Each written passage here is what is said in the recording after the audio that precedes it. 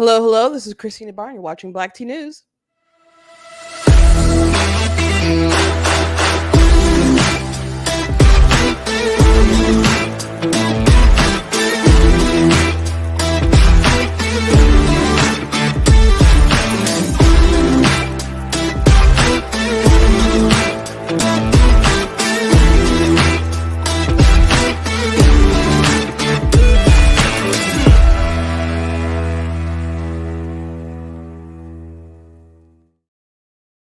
Hello, hello. Welcome to Black Tea News. I'm your host, Christina Barn. Today, we're going to be talking about some of Joe Biden's disastrous interview with Lester Holt.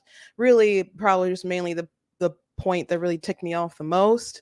He couldn't last like one day talking about unity and being unified and keeping the rhetoric down. Yesterday, I think it was, we talked about how Biden, his address to the nation, and how he said everybody needs to be better with their language, but he himself didn't take any accountability. Well, everyone was the problem except for him, I guess. Everyone except for him, according to his own mind, which isn't very well. So we'll be talking about that.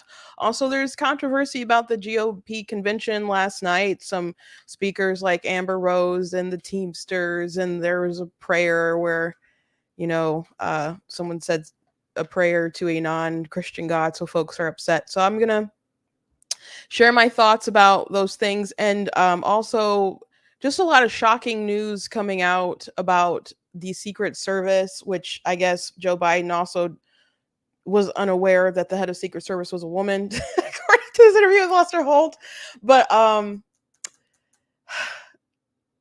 just so many things that could have gone differently to prevent the shooting that hit Trump's ear, but also hit other people and killed a man. So big failures here, but part for the course with the Biden administration. It seems like they're not going to fire anyone over this. So I hope there's a lot of investigations and people just really hold folks accountable, because this is just not acceptable. So anyway, before we jump into everything, I want to encourage you guys to go to blacktnews.com, check out different content on my website, articles, videos, etc. If you like what I do here, please, go ahead and leave a donation on the website if you can, because it does cost to stream and run my website, all that stuff. So you guys can support. I very much do appreciate you guys. You guys can also check out different merch that's available at the store, like the black tea mug. We got this cool Frederick Douglass shirt that says the Constitution is a glorious liberty document, the My Money, My Business shirt, and all sorts of things. Also different articles that I have written. You guys can check out, make sure that you guys are dropping your email so you can get different updates that way. You guys can check out some different books that I have. I have 18 altogether that are published. 2 are nonfiction, and the rest are fiction, all sorts of ranges from like chapter books on upward. So go ahead and check that out. I'm sure I got something for just about everybody. Action, adventure, romance, and all sorts of things. So where to start? So I guess I'll start with this Biden interview with Lester Holt. So someone said that they wanted me to react to the whole thing. I don't think YouTube would probably let me keep that up, because NBC News, if it was the whole thing, they'd probably hit it for copyright. So this interview, people are saying it was as bad as the debate for Biden. But as I started watching bits of it, the part that got me so upset, like I was ready to just film something right on the spot and just go write up a storm about it and react to it, was Joe Biden taking no accountability for his own rhetoric. And as I already stated yesterday, he addressed the nation, said we all need to do better. And I told you guys that it just kind of gave that feel of when somebody doesn't want to take accountability for themselves, they just blame everyone else. Like we all need to do better. Like the person who's like, we all need to do better getting to church on time, and they're like 30 minutes late themselves, and they don't, and there's other people in the audience like, I was here on time. Like, y'all need to do better. Like, understand as a whole, but you as an individual need to say, I did a bad thing, I need to do better. Or when people would say that, well, everybody is not everybody black, because black people apparently can't be racist because we don't possess the institutional power, as they say. But when everybody in 2020 was going around saying, well, white people need to apologize and they're racist and they have inherent bias or implicit bias or whatever it's called. And, you know, they have to admit they're racist. And if they don't want to admit they're racist, that means they're super duper racist. And the only way to not be racist is to be an anti-racist and all the kind of jargon. So my thing was, why don't you just say I'm a bad person if you are genuinely racist and decide to make decisions to not be that way? And if you're just pretending to be racist to virtue signal, that's weird. But why are you bringing all the white people into it if you yourself are racist? You need to take accountability for your actions. Joe Biden, that's what his speech was like to me. And it should have been a nice unifying speech as the president of the United States addressing the country after there was assassination attempt on the former president who happens to be his political rival. And it just wasn't there. So I didn't take it as sincere. Not really. I mean, I'm sure he doesn't really want to see people killed and shot and have to worry about retaliation or people being radicalized and doing it the other way around at when he goes to stuff or his wife goes to stuff. Like, nobody wants like all shootouts or anything like that. But as far as changing the rhetoric, that's not what they're going to do. And I didn't think it was sincere. He didn't last a day, folks. He didn't last a day. So let me show you the clip that I'm talking about that, sent me on a bit of a personal tirade. I didn't record anything yesterday immediately after I saw this, but I'm like, I'll just talk to my audience about this and we'll watch it together and we'll talk about it together because he's just trash here. I'm sorry. And I think this is what I saw and I retweeted. And I was like, but Joe Biden is trash. I might have put that in a TikTok too, but here we go. Well, let's talk about the conversation this has started, and it's really about language, what we say out loud and the consequences of those. You called your opponent an existential threat on a call a week ago. You said it's time to put Trump in the bullseye. There's some dispute about the context, but I think you appreciate that. I didn't say crosshairs. I was talking about focus on. Look, the truth of the matter was, what I guess I was talking about at the time was there was very little focus on Trump's agenda. Yeah, the term is bullseye. It was a mistake to use the word. I didn't say crosshairs. I meant bullseye. I meant focus on it. Focus. So Lester's like, this is what you said. He's like, no, I didn't mean to say this thing. I said this thing. And Lester's just, yeah, that you said this word and there was a problem with it. And Joe Biden's like, yeah, I said this word that that is escaping me. That was a problem. Like, as if he said crosshairs, that would have been bad. But since he said bullseye, that was fine. Now, I thought it was interesting that Lester brought this up because a lot of people did point it out. But the actual, like, some people were just sharing the quote and not like the whole context of the quote around.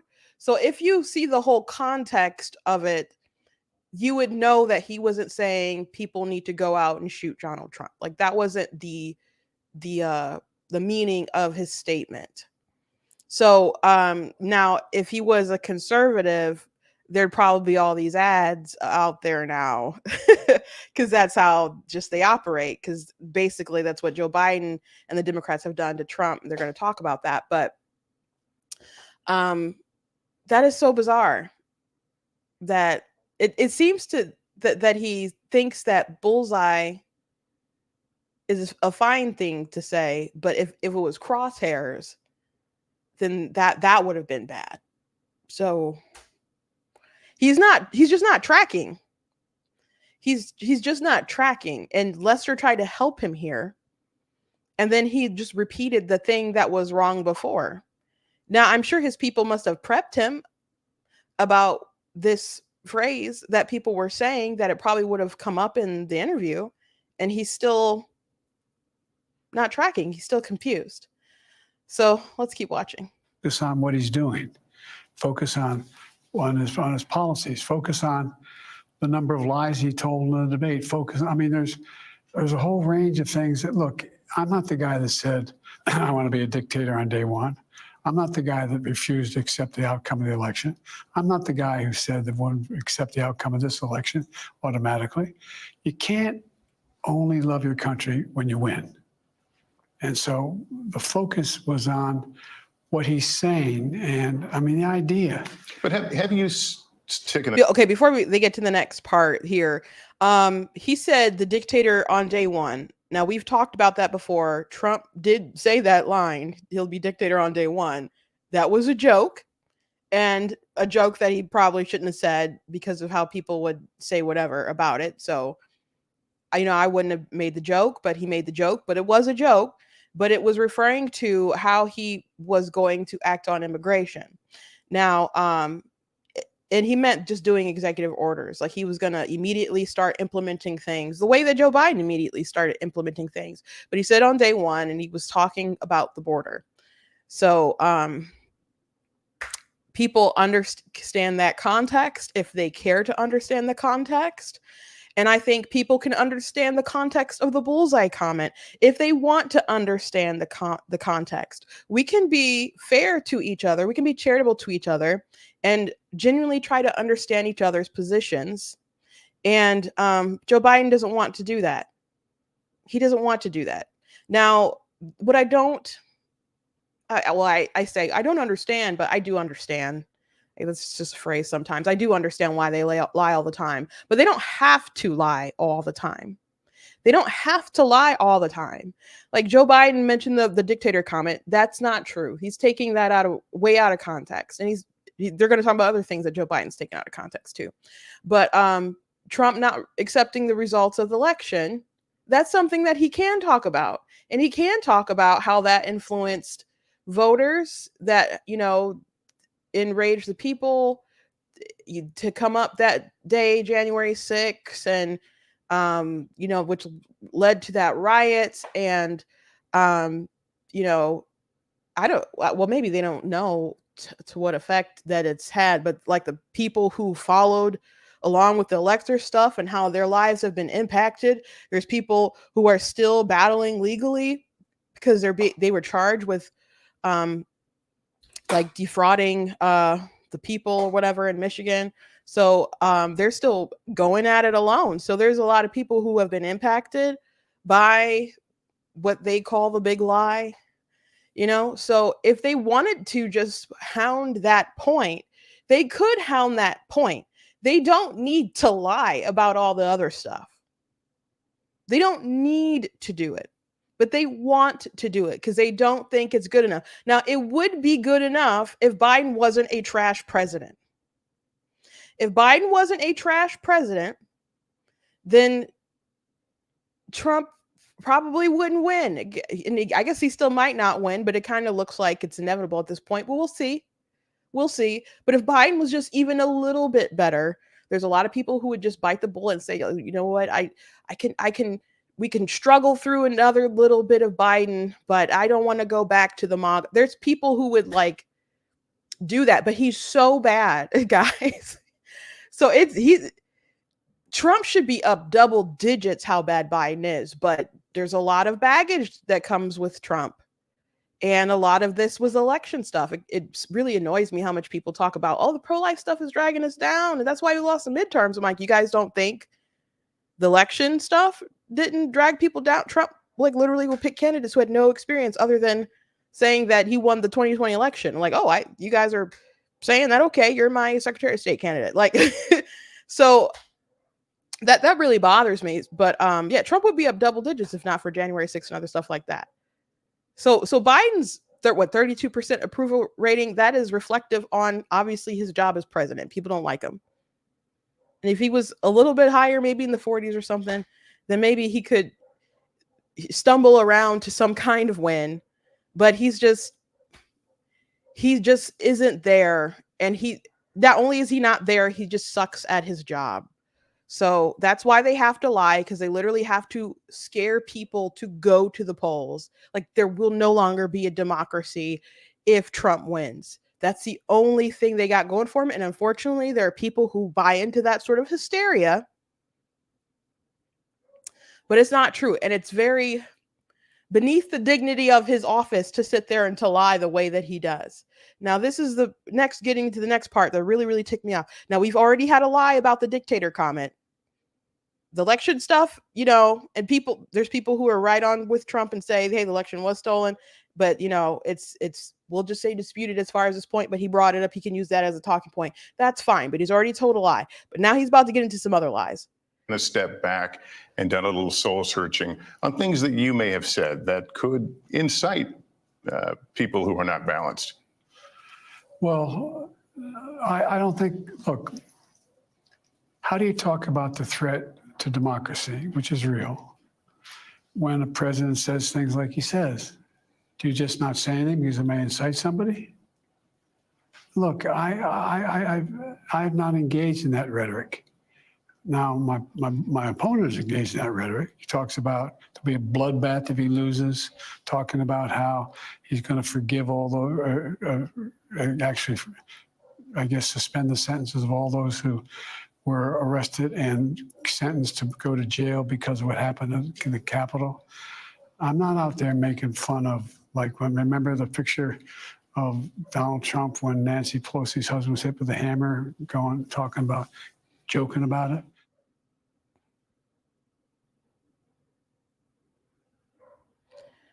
So,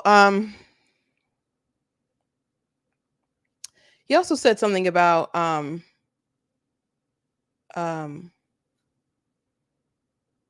Charlottesville as well. But as soon as he went back into this bloodbath comments, he said, I don't use that kind of rhetoric. That's my opponent. By the way, he said there's going to be a bloodbath if he wins. That's a lie. So if you spread this lie that if Donald Trump loses, he's inciting his supporters or trying to signal to them that they are going to wage warfare on the United States of America. If he loses, if that's what you're telling people, how are you not influencing people who are unwell? People have to be unwell to believe your stupid lies, man. Knowing how much context there is for this out there. It's a bold-faced lie. Or bald-faced lie. I think you can say them either way, but I think bald-faced is actually the right one. But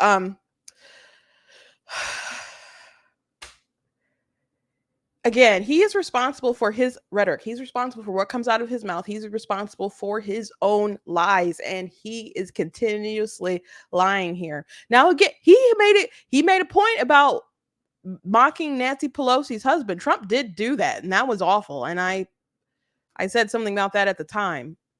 That was an awful video to look at. If you watch that, I don't think everybody had an upstanding moment when they talked about that story. But yeah, Trump made a joke or something about it. I didn't like that. So Biden could talk about that, but they have to go the extra step of, oh, he says there's going to be a bloodbath if he doesn't win. He's going to be a dictator he's going to be a dictator if he wins. He said neo-Nazis are very fine people. Lie after lie after lie. And Joe Biden saying, well, how am I supposed to talk about the threat to democracy that's real? Am I just supposed to not say anything because it might incite somebody? Well, I mean, people who say that Trump incited the crowd at January 6th, because incitement is a specific crime. And what he did on January 6th, it wasn't wise, and it kind of smelled of a setup even before it happened. So I think there was no discernment there. Sorry if you went there. Should have thought better. Because that seemed very much like a bad idea to me.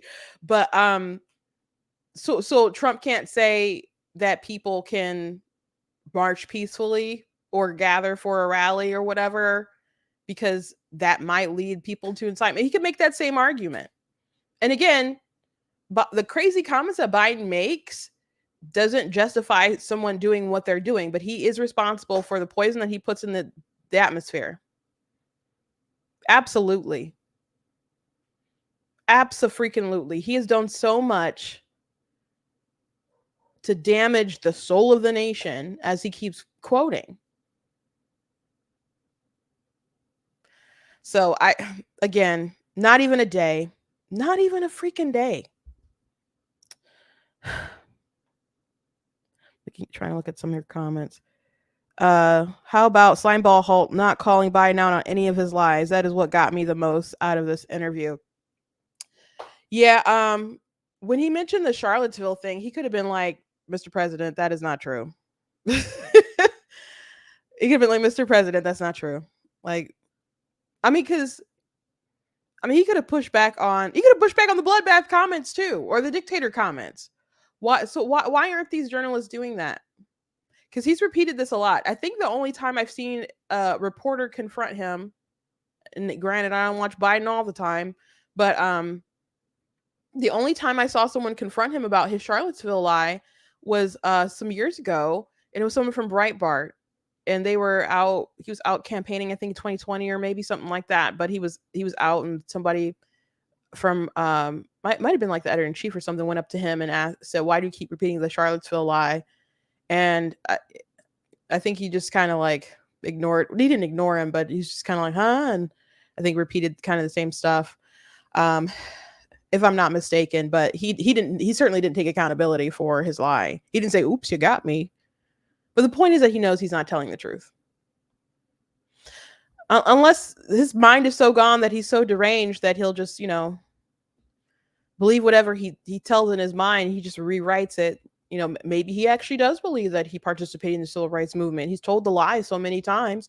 Maybe he does believe that he graduated from HBCU, or he was a professor and was endorsed by the NAACP, and all the things. Maybe he does believe his uncle got eaten by cannibals and all the things. Maybe Joe Biden is living through instantaneous lifetimes all at once, and that's why he's so confused. He's one multiversal man running the country, and maybe that's why he's so bogged down. maybe when he falls down the stairs, it's because he was walking down a different flight of stairs in another reality and just got really confused. Who knows? Who knows?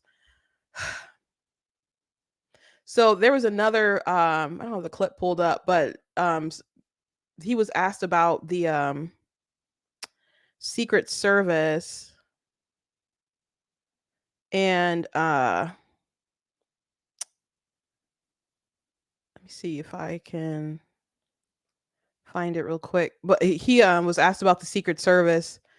Did he talk to the head of the Secret Service? He's like, no, I haven't talked to him yet. And he's like, she, the head of the Secret Service is a female, so that was a mix up there, and getting pronouns wrong here or there. Maybe it's not that big of a deal, but amidst this huge scandal that's going on with the Secret Service and the security failure with Trump, I would say definitely not great on Biden's part.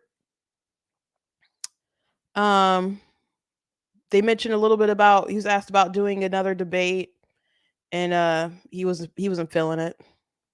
Mr. Trump has said he's giving you a chance to redeem yourself. Basically, the idea of engaging in another debate. We're going to have another debate. Yeah, you're going to have one in September that's on the books. Would you be open to doing one in the next few weeks? I'm going to debate him when we agreed to debate, and I'm going to debate him in September. But if the opportunity came up to do one between now and then, is there a sense of wanting to get back on the horse? I'm on the horse. Where have you been? I've done 22 major events and thousands of people, overwhelming crowds, a lot happening. I'm on the horse. What I'm doing is going out and demonstrating to the American people that I'm in command of all my faculties, that I don't need notes, I don't need teleprompter. I can go out and answer any questions at all. And I stood there when NATO was in town. I stood there for an hour and answered questions. Mr. Trump has said he's giving you a... So the answer is no, about quick to get back on the horse. But, they're still, to be fair, they set their dates for the debate, and he said there's going to be another one. He will probably just go ahead and go through another one, hoping to redeem himself and that not be like the last sort of image that people saw. But I'm on the horse. Where you been? I want that to be a TikTok sound, man. Like I'm on the horse. He got pretty feisty with Lester at certain points. Like when they said goodbye, he's like, maybe you'll like ask me some real questions about what matters next time. You know, he's really annoyed with people asking about his fitness and his health. I think this is the clip right here. If you were to continue to run and be officially nominated, what happens if you have another episode like we saw during the debate? What happens if another? Yeah, what happens if you have another performance on that on that level? I don't plan on having another performance on that level. All right. Mr. President, it's always good to talk to you. Good to see you. Thank you for making some time for us. Sometimes come and talk to me about what we should be talking about. All right. Okay, the issues. Always happy to talk. So that was a nice way of saying I don't like your questions, bruh. Did you guys catch that mumble? Like, and Lester was just like, excuse me, what did you say? What did you say? If you were to continue to run and be officially nominated, what happens if you have another episode like we saw during the debate? What happens if another? Yeah, what happens if you have another performance on that on that level? I don't plan on having another performance on that level. All right. Mr. President, it's always good to talk to you. Yeah. Yeah. So yeah. wasn't a good interview overall for Joe Biden in the least bit. But I wonder what his team is like doing as they're like watching this from afar, like these train wrecks from afar. And those mumbles were crazy, man. And I know I speak softly and I mumble sometimes, but that was crazy, especially when he's trying to defend himself about like what happens if you have another episode, you know. That not the good, that wasn't the best time to react like that, but perhaps it was the goodest. Perhaps it was the goodest time to react in that way. Anyway, he is going out there trying to make his case. They're not going to replace him. I don't think it's worth them replacing. There's been some reports that Democrats aren't going to really replace him, and they feel kind of resigned to Trump winning. I know a lot of people feel like Trump is like invincible now, especially with the not just him trying to be assassinated, but the way in which he handled it. The instinct to just, you know, that iconic moment with him raising his fist in the air, that incredible shot that, you know, telling the crowd, you know, fight, fight, fight, USA, USA. I saw some people saying like, I don't understand why that would be people's instinct to do that. And someone retweeted them and was like, this is one of the reasons why I think it would be good if Trump is president again, because there's just a lack of masculinity if people don't understand like this kind of moment and what it does to people. You know, then you're just kind of like way out of bounds or way out of the loop if you just can't wrap your mind around why that moment struck a chord with so many folks. I don't know anyone who doesn't think that was one of the coolest things.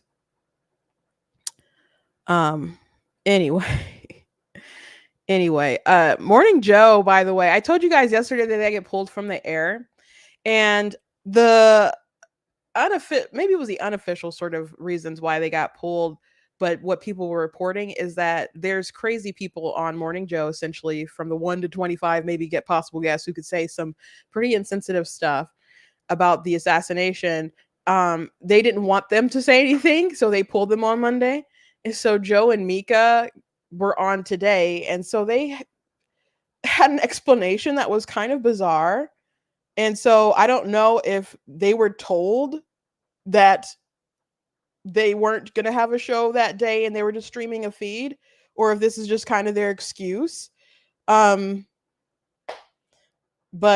I don't know. It's a really funny situation. Let me just play what they said. I wanted to briefly talk to our friends and viewers that watch us every day, and talk about what happened yesterday.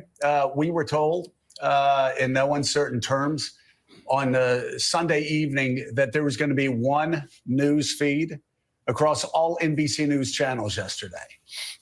The Today Show would be Lester Holt, other people that you worked with on Sunday, and that was going to be one news feed across all NBC News channels, that we were going to stay as a network in breaking news mode throughout all day yesterday. That did not happen. We don't know why that didn't happen.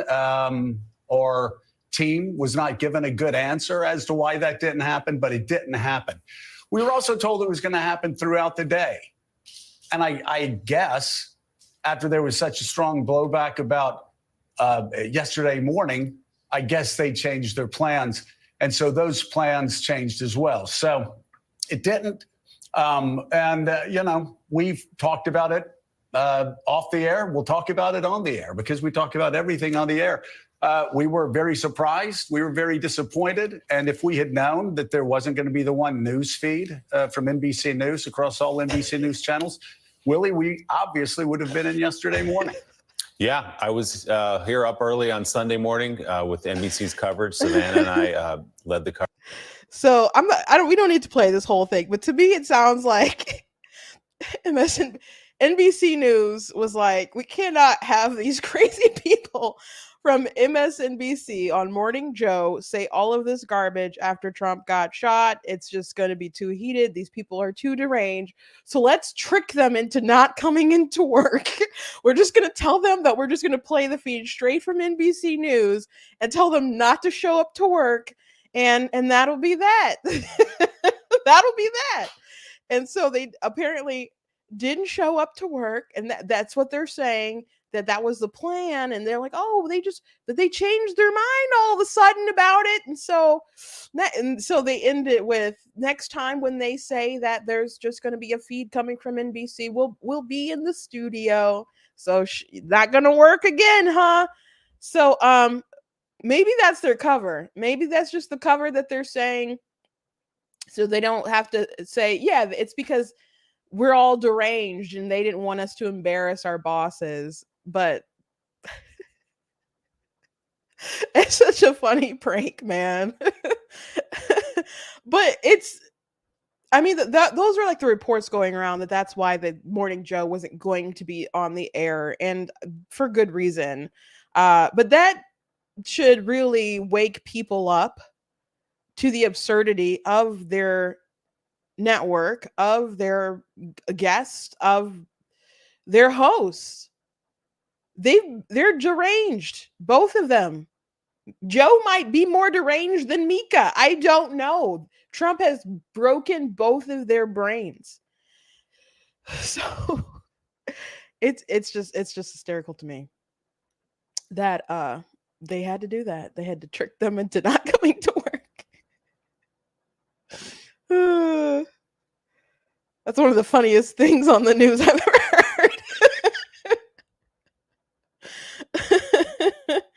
So anyway, on a more serious note, I meant to show you guys this yesterday, and it just kind of slipped my mind with all the different news that was going on. But Milk Bar TV took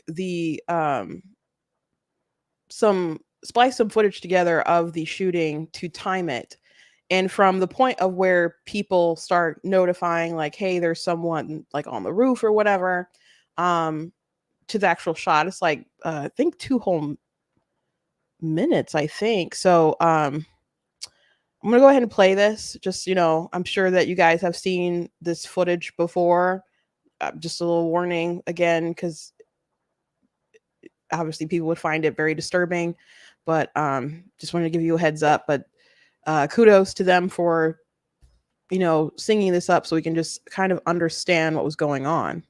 If he was doing his job, I wouldn't even be doing this. I'd be at some beautiful place with a gorgeous ocean. Look, they're all pointing. The Atlantic, maybe the Pacific. Yeah, someone's on top of the roof. Look, there he is right there. Right there, see him? He's laying down. See him? Yeah, he's laying down. And still I'm here with you fighting like hell to get a Senate. What's happening? And to make sure we take back the White House, because if we do, we're going to make America better than ever before. We're going to make it. Yeah, look. And it's There he not is. easy, because we have millions and millions of people in our country that shouldn't be here. Dangerous people, criminals. We have criminals. We have drug dealers. We have people that should not be here. Right on the roof. It's much tougher than if it happened. You went right on the roof, big guy. In recorded history, we're the best border. In fact, if they could ever put up a chart, I don't know if they can do it. Do you guys have access to that chart that I love so much? You don't mind if I go off teleprompter, do you?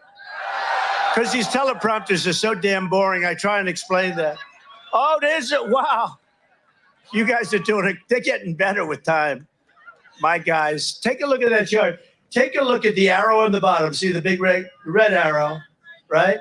So that's when I left office. That was the lowest point, and that comes right from the government services, comes right out of Border Patrol. Take a look at that. So that arrow is the lowest amount of illegal immigration ever in recorded history into our country. And then the worst president in the history of our country took over. And look what happened to our country. Probably 20 million people. And that's a little bit over that chart. That chart's a couple of months old. And if you want to really see something that says,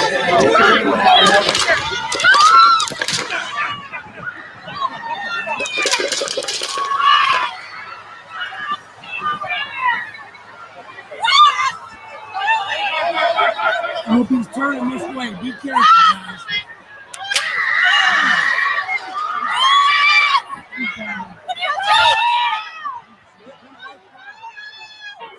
We got breaking news coming in. Shots fired. Seems to be shots fired at the Trump rally.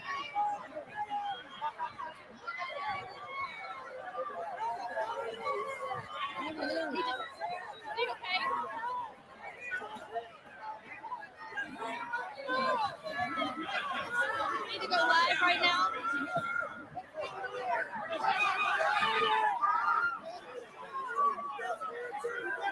We are live right now at the Trump rally. We don't know if President Trump has been shot. We know he hit the ground. We do not know if President Trump has been shot. He's up. He's up.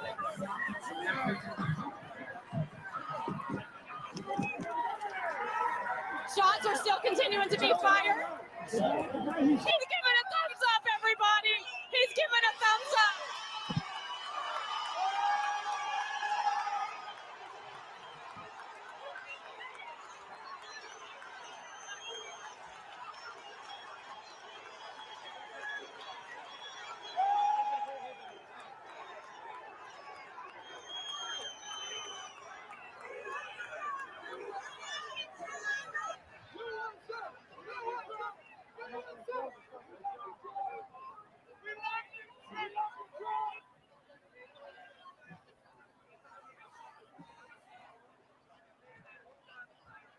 Breaking news right now. This is Vanessa Broussard reporting to you live from Butler, Pennsylvania. We hear shots fired at the rally not 10 to 15 minutes after President Trump arrived. He hit the ground.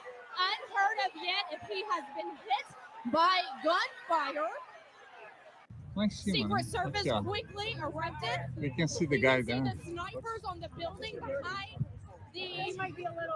I think they hit him because the guy looks dead. Yeah, so from the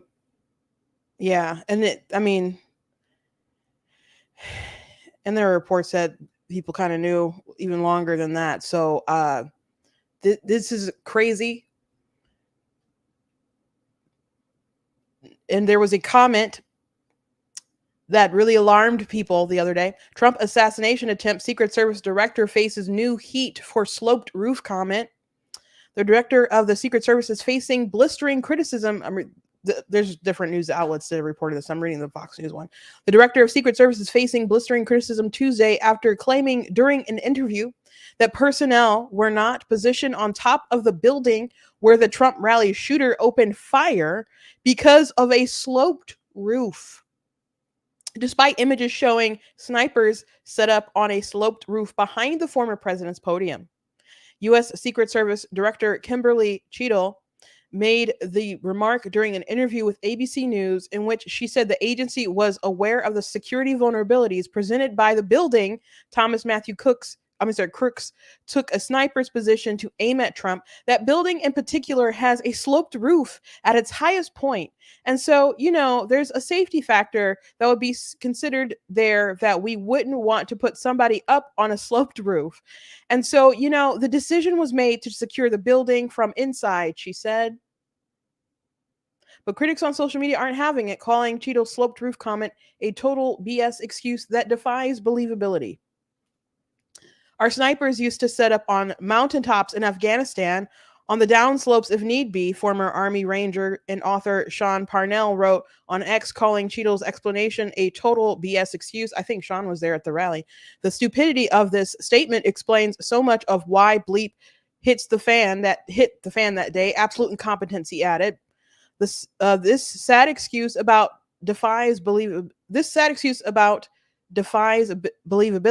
The snipers above President Trump were on a sloped roof, so why couldn't they secure the sloped roof that the assassin was on, said Jim DeMint, a former U.S. Senator from South Carolina. She should have been fired days ago. We need accountability. Ironically, the snipers who were behind Trump during the rally were on a sloped roof. Trending politics co-worker Colin Rugg also said on X, she is bull bleeping us and getting away with it. The Secret Service did not immediately respond to requests for comment from Fox News Digital asking to clarify Cheadle's remarks.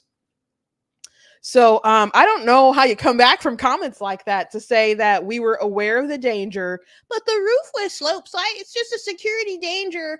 So we knew it was a threat, but we didn't want to put any of our Secret Service people on the roof that we knew it was a threat, but we just decided we'd be inside of the building, even though someone being able to climb the building and take a position and pew pew would be an absolute problem. So this is crazy. This is crazy. I have heard from the grapevine and stuff that some rallies and stuff have just been, the security has been laxed in general, but this, as I said, defies believability. Is there incompetence that's that intense? Like, what's wrong with your Secret Service that you couldn't have like snipers or the folks on that roof watching that roof? The kid, a 20-year-old kid, got up there. And it's a good thing he was a crap shot.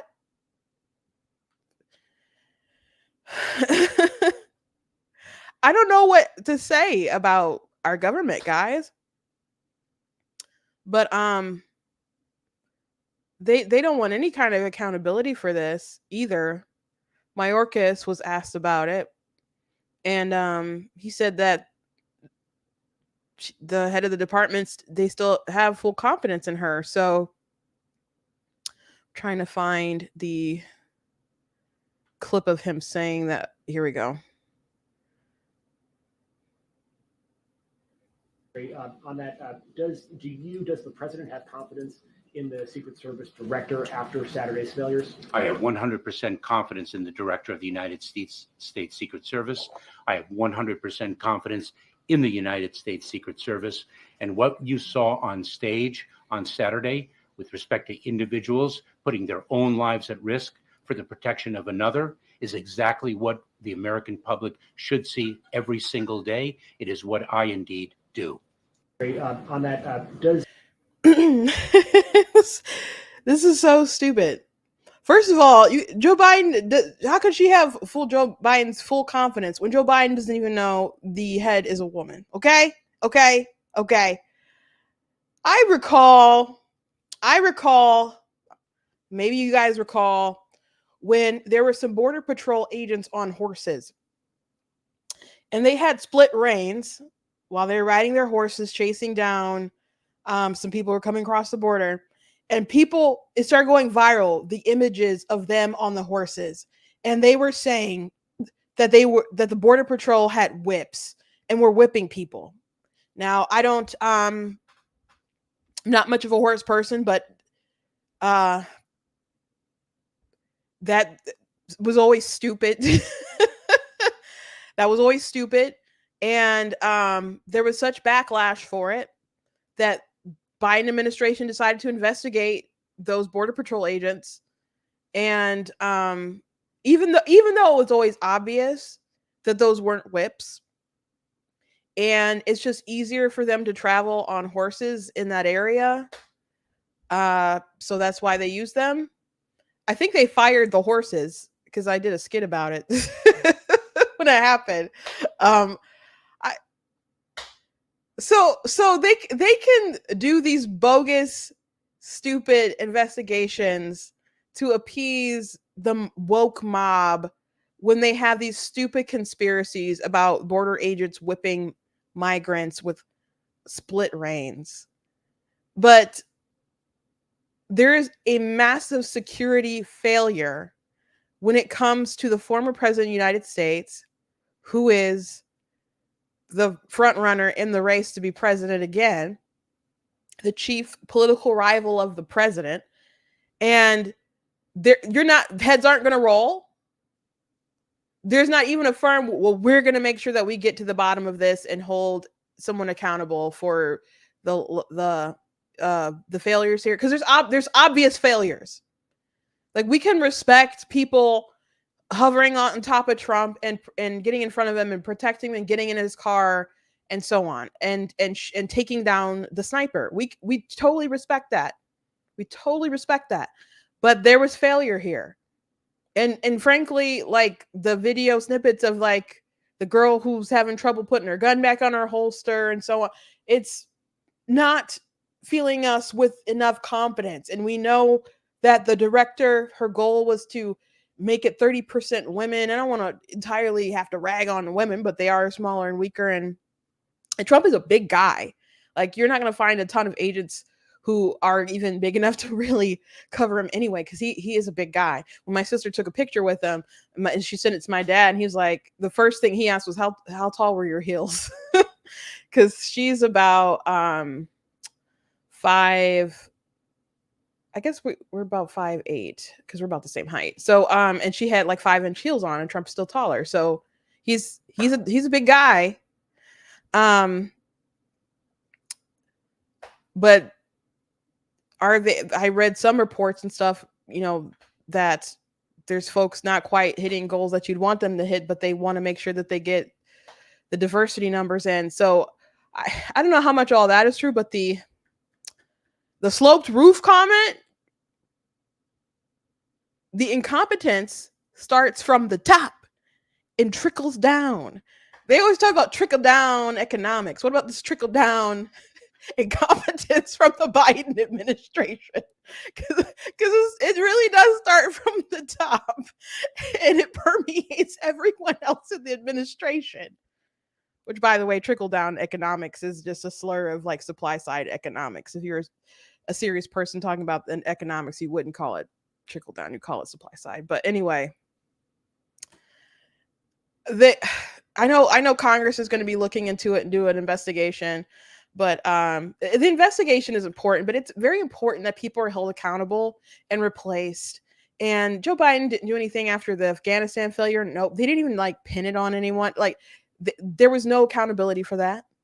So I don't necessarily think there'll be any accountability here. Trump definitely needs to have a lot I don't know how much folks for if private security that he has, but I definitely go into my own pocket and make sure that he had some security around, because even people who have like private security are just like, none of this makes sense.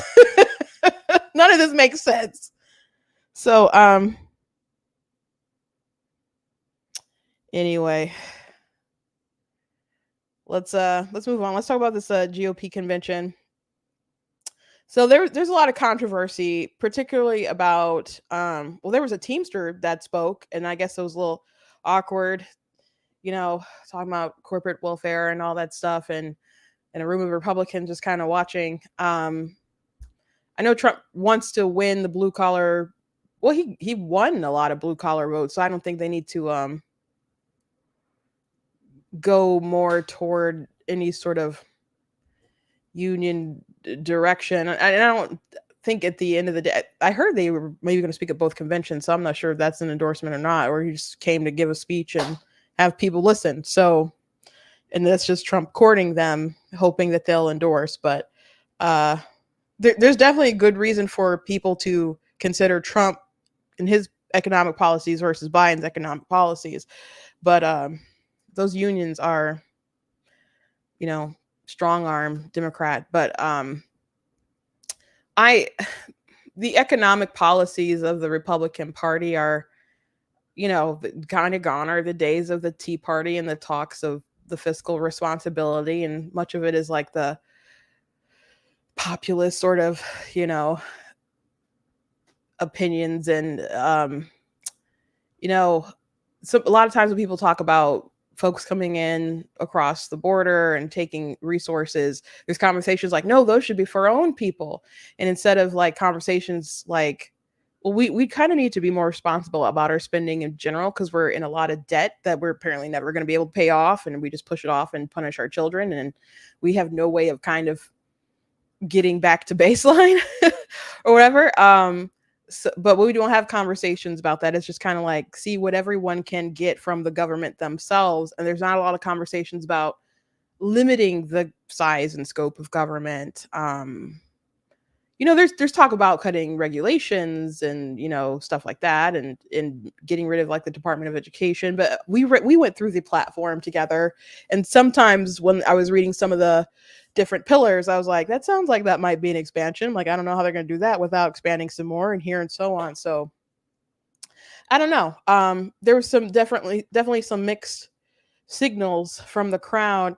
The most controversial thing, at least online, has been Amber Rose's speech. Now, Amber Rose, I'm certain that most people in the room had no idea who Amber Rose is. And to be frank, I only know, first time I heard of Amber Rose was the slut walk thing that she did. And I only knew about that because the Rebel News, back when Lauren Southern was with them, did a video about the slut walk, and they went to go interview people there, and Milo Yiannopoulos was with her. I think that was the first time they met. They had a falling out later, which was pretty interesting. But so they went there and were interviewing different women there, and they were, twerking and all kinds of different stuff. And I don't know how you fight rape culture with twerking, but you go girl. Well, not really. No,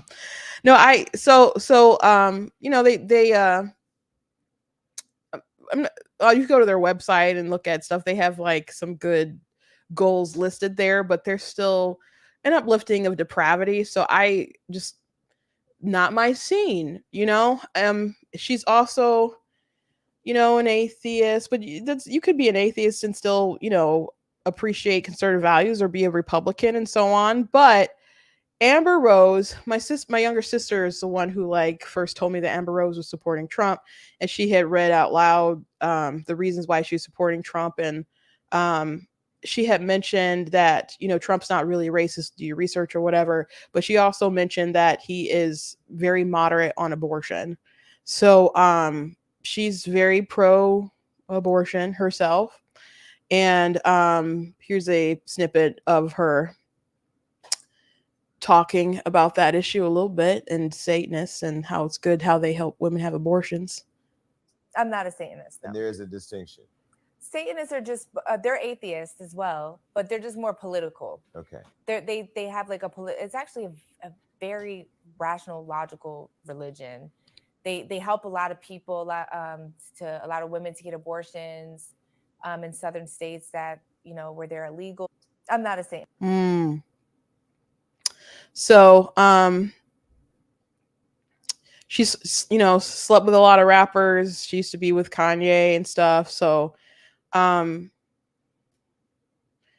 she is famous. I don't think this is too out of pocket to say, but she's famous for being a whore. And some people mentioning this, people are like, why do you guys have to be so judgmental and blah, blah, blah. That's the truth. Like, it's not like and people are like, would you accept her? What about your churches and blah, blah, blah? You guys aren't accepted. She could totally come to my church and sit in the pew and hopefully receive Christ. That's fine. I just think it's strange. She's a strange pick for the RNC convention to headline it. That's all. So people are like, she has all these followers and her speech was really good. So there's nothing that I can recall wrong with her speech, but we'll listen to it together. You guys can let me know what you think.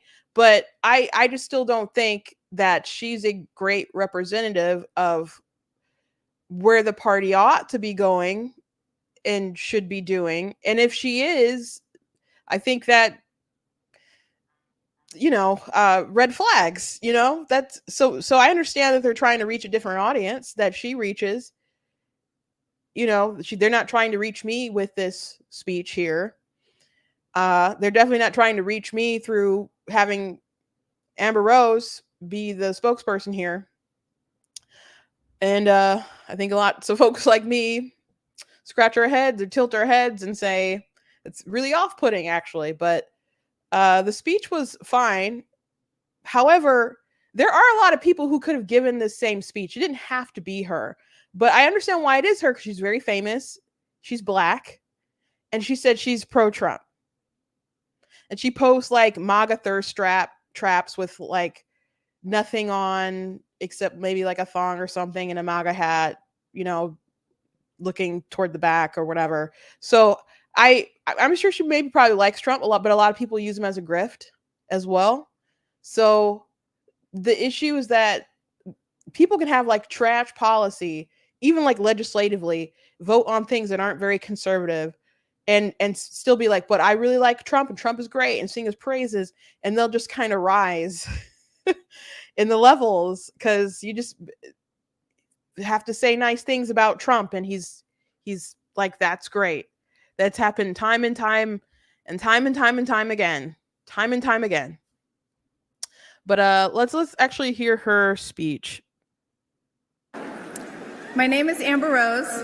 I'm a model and entrepreneur. Thank you. But most importantly, I'm a mother. My whole world revolves around providing for my children, keeping them safe, and giving them an opportunity for a better life. That's something that unites all American parents, whether we're Republicans, Democrats, conservatives, or liberals. We all want a better country for our children.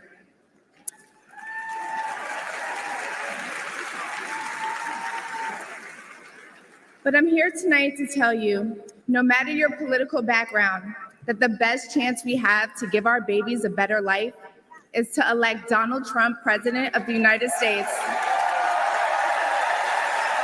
It does kind of kill me when people make speeches like that and they're just like, by the way, I'm also for you killing your babies. I just can't get that out of my head when I hear people talk about that. But let's go.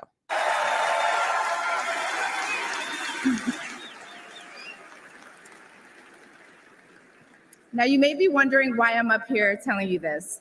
I'm no politician and I don't want to be, but I do care about the truth. And the truth is that the media has lied to us about Donald Trump.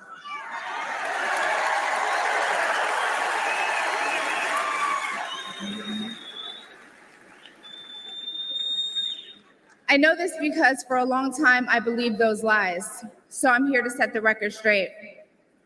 The first person I knew who supported Donald Trump was my father. I was shocked. My entire family is racially diverse, and I believed the left-wing propaganda that Donald Trump was a racist. My father said, "No, he's not, Amber. What are you talking about?" And when I insisted, he said, "Prove it." So to prove my father wrong, I did my research and looked into all things Donald Trump. People have to do their research. I watched all the rallies, and I started meeting so many of you, his red hat wearing supporters.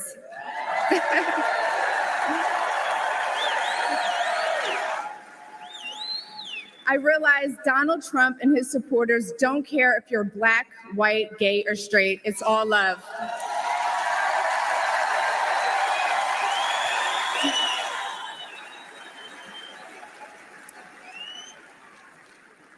And that's when it hit me.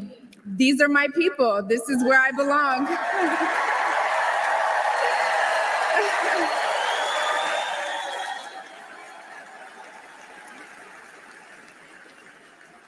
So I let go of my fear of judgment, of being misunderstood, of getting attacked by the left, and I put the red hat on too. Thank you.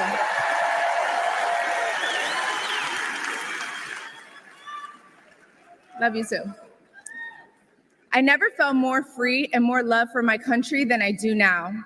I want to thank my father, who's in the audience tonight, for opening my eyes. He served over 20 years in the U.S. military. Thank you for your service, Dad. Where's he at? I love you, Dad. I love you. I love you so much. Thank you. When I met the president and Melania for the first time, he was kind and generous and funny as hell. Very funny. The First Lady was gracious and smart with a smile that will brighten up any room. If you're watching this tonight, you know our country is in trouble. Just like me. When you go to the store and buy food for your family, you're shocked. When you fill up your gas tank, you're pissed. I know I am.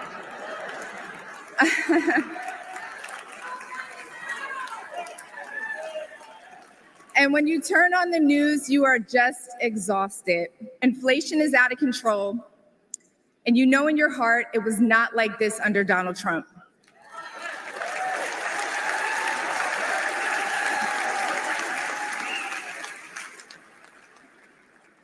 My message to you tonight comes from a humble place. The left told me to hate Trump, and even worse, to hate the other side, the people who support him. When you cut through the lies, you realize the truth. American families were better when Donald Trump was president.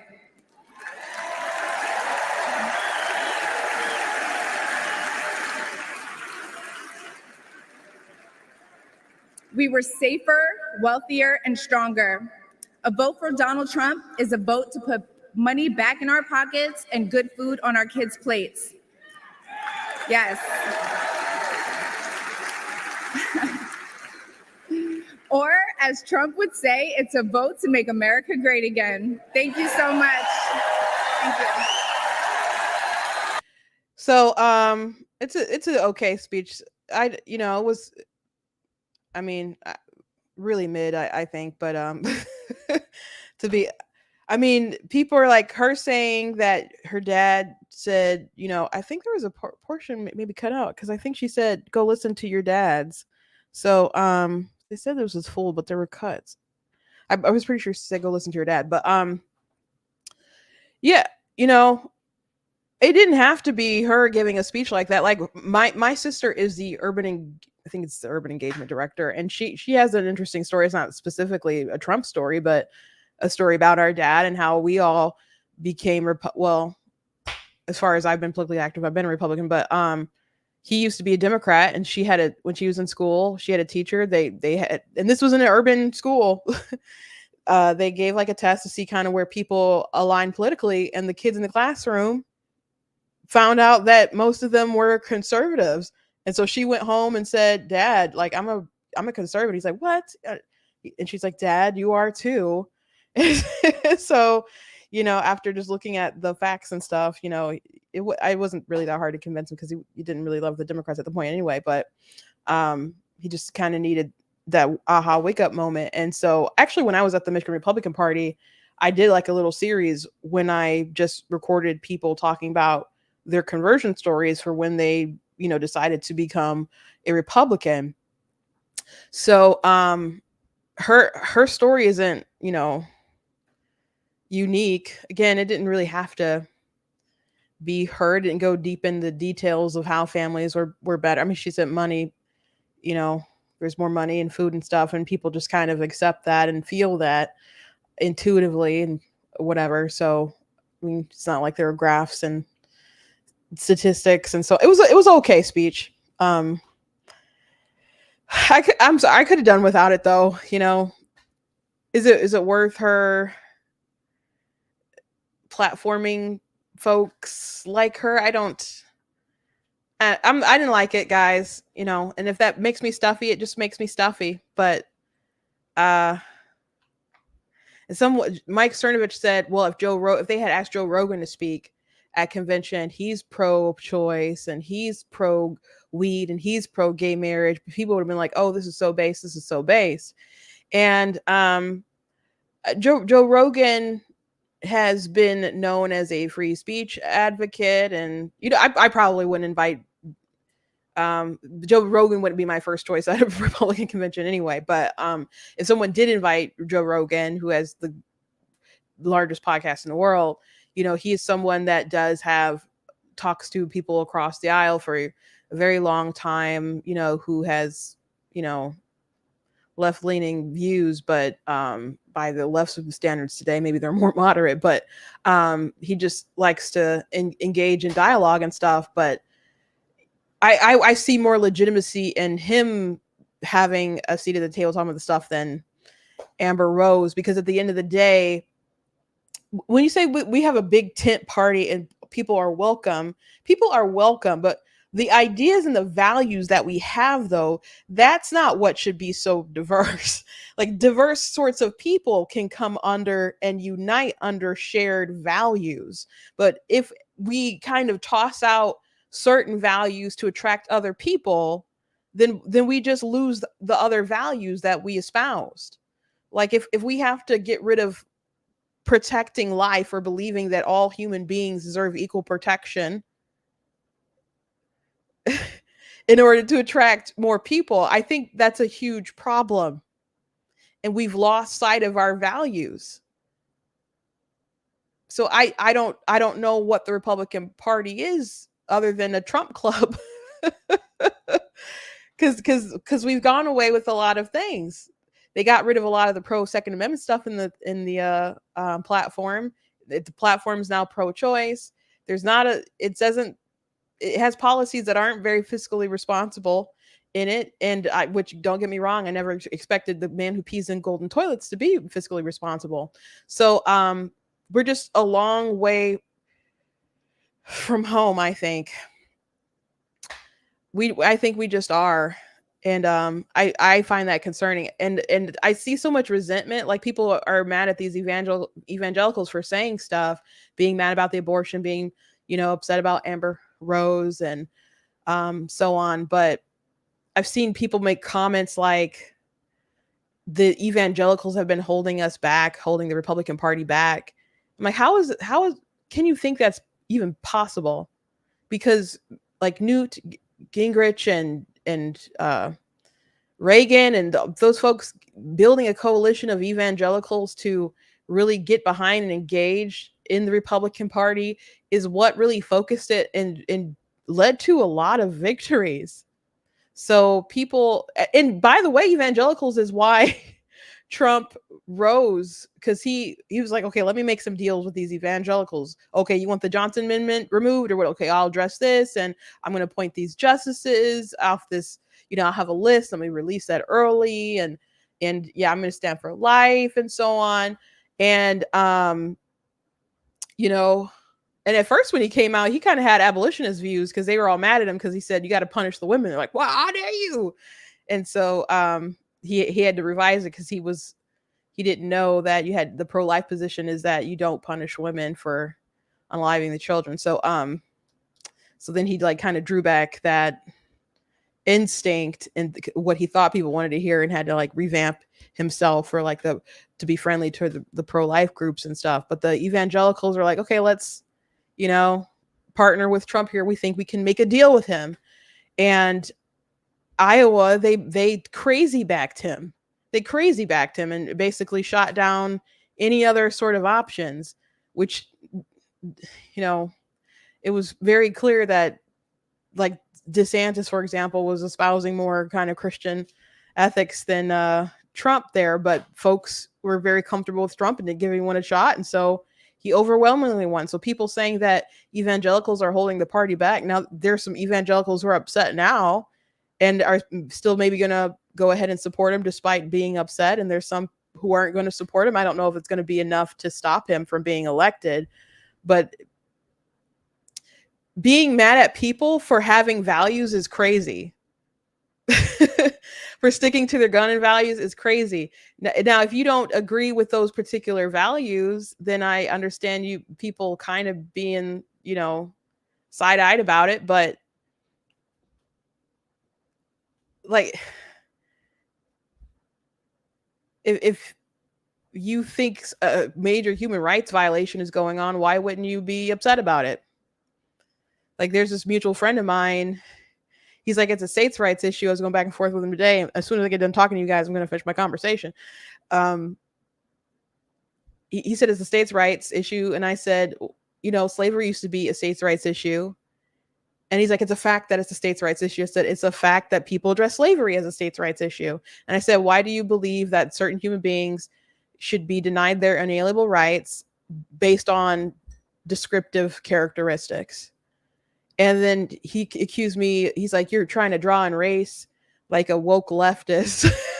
I'm like, standing up for life is not a woke leftist tactic. I'm just pointing out that much of the logic is similar here. So, so there's folks in the comments like, oh, you pro-lifers, oh, you Christians, so upset about it or whatever. But, but these same people are like, boycott Daily Wire because Ben Shapiro was stupid about the jab, which he was stupid about the jab. I couldn't even watch Ben Shapiro for a long time in 2020. I was so mad, but he was dumb about that. But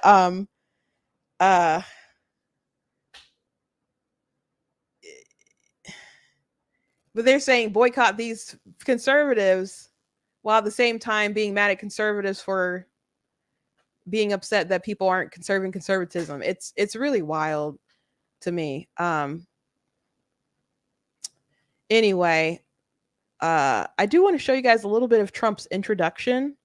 I know we're over in the hour, but I don't know, people talked about how emotional he was and how emotional it was in the room. And Chris Wallace said he's been going to these conventions for a very long time and he's never seen an energy like this. I mean, especially at his intro after surviving an attempt on his life. So we don't have, and it's they're playing God Bless the USA here live. So I just want to go ahead and play some of it for you guys.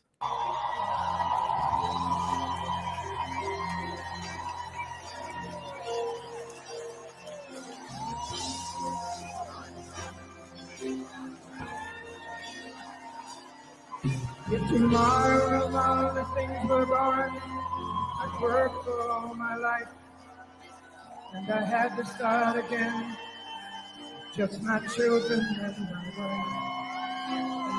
Thank my lucky stars to be living here today, because the flag still stands for freedom, and they can't take that away.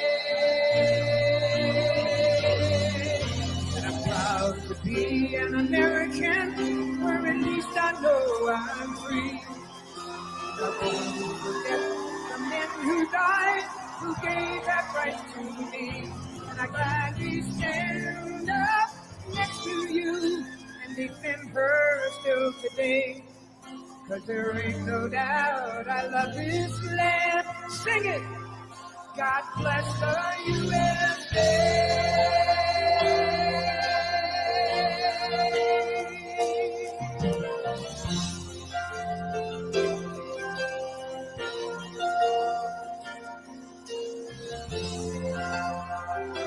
We are here tonight with one purpose, and that is to elect Donald J. Trump as the next president of the United States. He is here tonight to show his courage, his defiance against somebody who tried to kill him. You will not take this man down. He has the courage, the strength, and he will be the next president of the United States.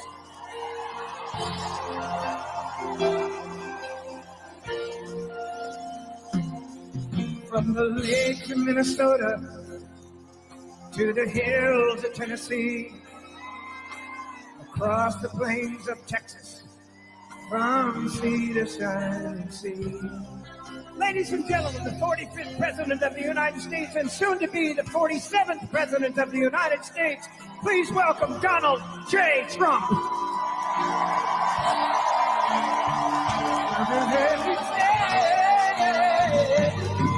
Oh, and I'm proud to be an American, where at least I know I'm free. And I won't forget the men who died, who gave that right to me. And I gladly stand up next to you and defend her still today. 'Cause there ain't no doubt I love this land. God bless the USA.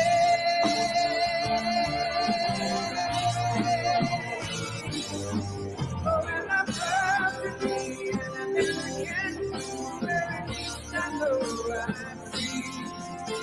And I won't forget the men who died, who gave that right to me. And I gladly stand up next to you and defend her still today. 'Cause there ain't no doubt that love is living. God bless the USA.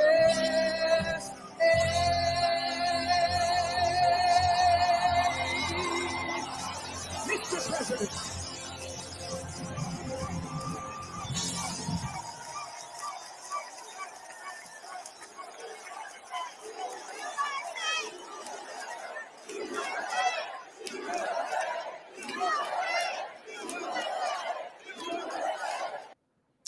Yeah, so I mean, I thank my lucky stars to be living here today. That just had to hit different. Like, I mean, he loves this song. He's heard this song a lot, and I've heard it at a lot of rallies. He's certainly heard it at a lot of rallies and political events. And I'm just sure it hit differently. For sure. I watched a video earlier today of Russell, I don't know his last name, from Abolitionist Rising, and he's not voting for Trump, and but he doesn't vote for people who won't abolish abortion, and that's his standard, and he's not going to do that. So, but he was talking about how he said he doesn't dislike him. There's a lot of things that he does like about him, but he's, you know, he can't just be like, say this value and then not actually support his value when, you know, it's time to vote. So, but anyway, he was talking about the moment that he dropped on the floor, and it looked like you could see him through the legs of the Secret Service, and the sun was there, and his hand was kind of up, and people are speculating that he might have been praying. It kind of looked like a bit of a praying position, but I mean, who knows? But it would be very odd to not be like, oh God, help me, or God, get me through this, or, you know, so anyway, he just said that we need to pray for him and pray that he comes around on some of these decisions that he's been making. Like, I know people say, well, it's a states' rights thing, and I disagree with that. I think that's like saying that slavery is a states' rights issue, and that doesn't make me woke for saying that. It just, you shouldn't lose your human rights just because you cross a border. So a lot of people with similar mindsets for both, you know, well, that people who say things about abortion to defend it say similar things, or said similar things to people how they defended slavery. So they're not the same thing, but there's just similar mindsets there about devaluing certain people's rights. Um, so I hope he turns around on this stuff. I mean, I think it's more likely that he turns around than Biden, but I think he has legitimately equal position right now on this stuff with the states, because he'll say states' rights, but then he'll dog every state that has a pro-life sort of legislation. So I pray he makes a change and he gets the right kind of people around him. Unfortunately, there's a lot of yes men around him who've, like Life Site News, they keep posting stuff about JD Vance being pro-life, and everyone's like, he just said he supports the abortion pill. And they're like, well, that was way out of line from what he usually says. And we're like, okay, but you're posting stuff that he said before in the past, but now he's saying that he supports abortion pills. So it just kind of seems like you're trying to deceive people about his position in the past, when he's saying that people should have access to that the number one way that people have abortions. So I hope someone speaks to his heart. I know that Tony Perkins, who was sounding the alarm about the platform stuff, said that he didn't think that they would be able to stop the platform from being changed, which it seemed like they didn't really allow that opportunity for anyone to make any sort of amendments. And I think it was just a voice vote. And so he said, we'll have those conversations another day. He's like, and we will have those conversations. So I hope they're firm conversations, and I hope he listens. So anyway, last thing I think I want to mention before I let you guys go is this conversation about there was a prayer that happened last night with Harmeet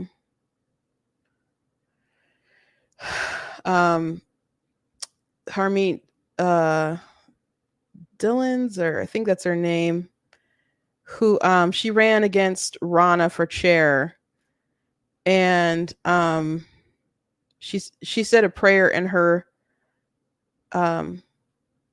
she's a sheikh, I believe, and she prayed to her one true God, so folks weren't okay with that, and there's been a lot of talk about it, and she says she's blocking a lot of people. And it is true that if you're not religious and you go to these events and a Christian gets up, these events are usually dominated by Christians who will get up and say, in Jesus' name. I know sometimes they might ask pastors to do something kind of more generic that's like, heaven, that it's just like God bless us or whatever, and not say Jesus. But a lot of times people say in Jesus' name and say the name because that's just how we normally pray. And so now all the Christians had to sit and listen to someone else, give a prayer in that regard. But if someone comes up and says that their God is the one true God, and people pushing back against that, why wouldn't they? I guess why wouldn't they do that? When you bring that up. So I get the backlash there.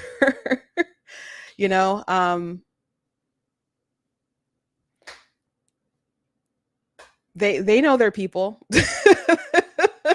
They know their people. They know the internet. They know their base. It happened.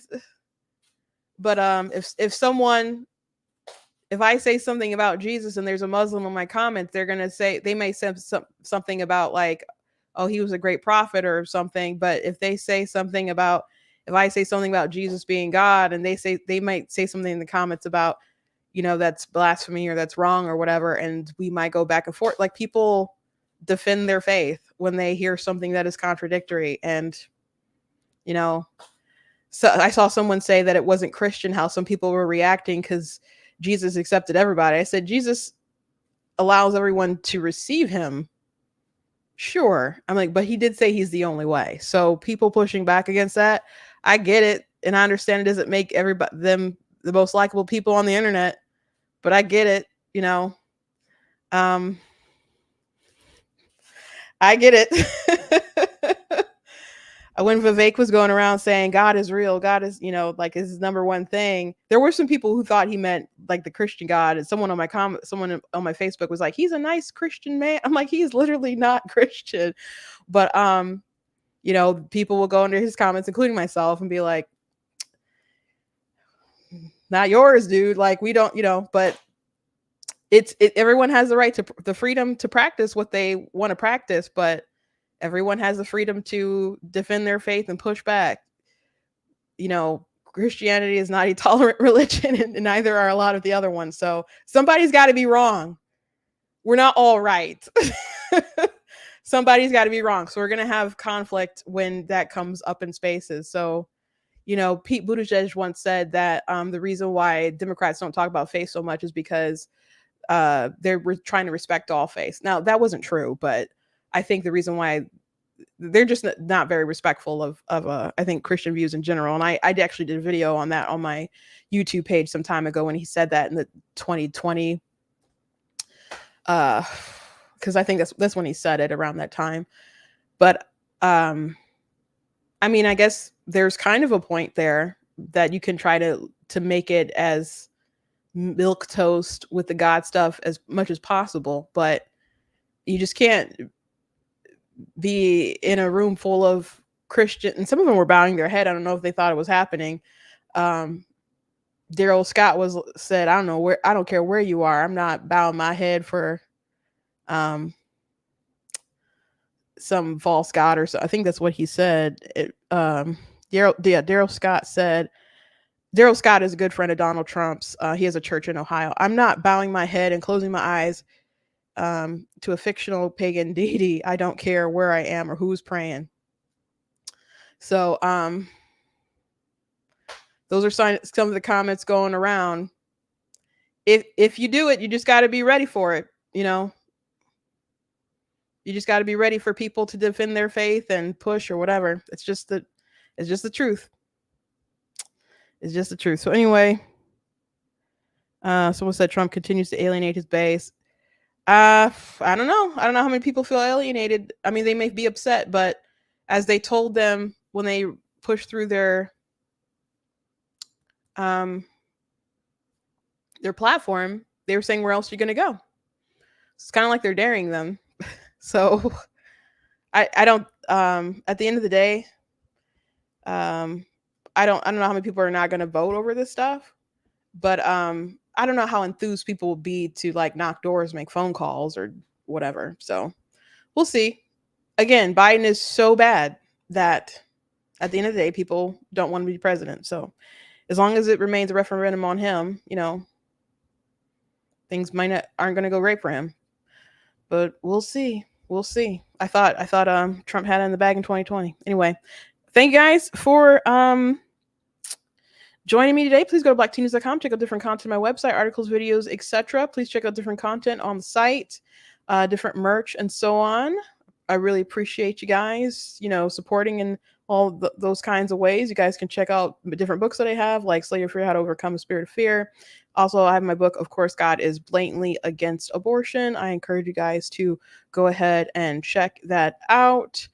God bless you guys, and I'll see you tomorrow.